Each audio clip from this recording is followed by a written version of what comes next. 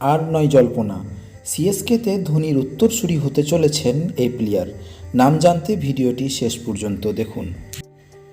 2025 সালের আইপিএলের আগে এখন সবার নজর হয়েছে মেগা নিলামের দিকে, যার জন্য জোর কদমে প্রস্তুতি নিচ্ছেন দলগুলি।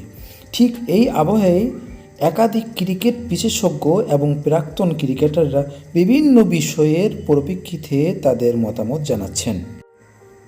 জানিয়ে রাখি যে মেগা নিলামের আগে রবীন্দ্র জাদেজা, ঋতুরাজ গায়কোয়াড়, মহেন্দ্র সিং ধোনি এবং মহেশ পাতিরানা এই কয়েকটি খেলোয়াড়কে সিএসকে এখনও ধরে রেখেছে।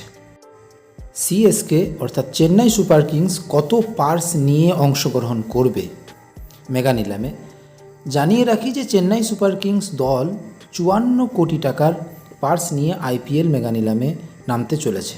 সিএসকের কাছে দুটি আরটিএমও বাকি আছে। কে হবেন ধোনির উত্তরসূরি? আকাশ চোপড়া জানান, তার মতে চেন্নাই সুপার কিংস অবশ্যই আইপিএল নিলামে রাহুলকে কেনা উচিত।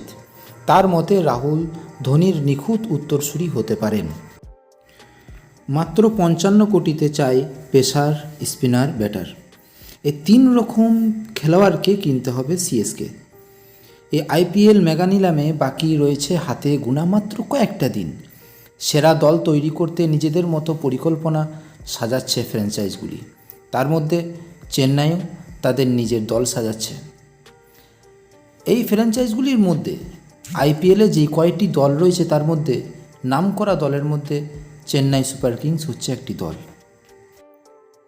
রিটেনশন তালিকা: ঋতুরাজ গায়কোয়াড় রয়েছেন 18 কোটি, রবীন্দ্র জাদেজা আছেন 18 কোটি, মহেশ পাতিরানা রয়েছেন 13 কোটি, শিবম দুবে আছেন 12 কোটি।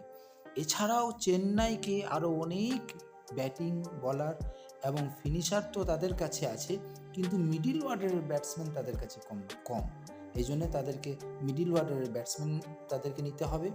আর চেন্নাইয়ের কাছে আছে মাত্র 55 কোটি টাকা।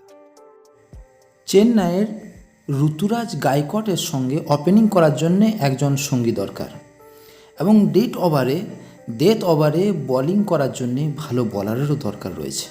এই জন্য চেন্নাইকে খুব বুঝে সুঝে নিলামে নেমে তাদেরকে খেলোয়াড় কিনতে হবে, প্লেয়ার কিনতে হবে এবং তাদের দলকে সাজাতে হবে।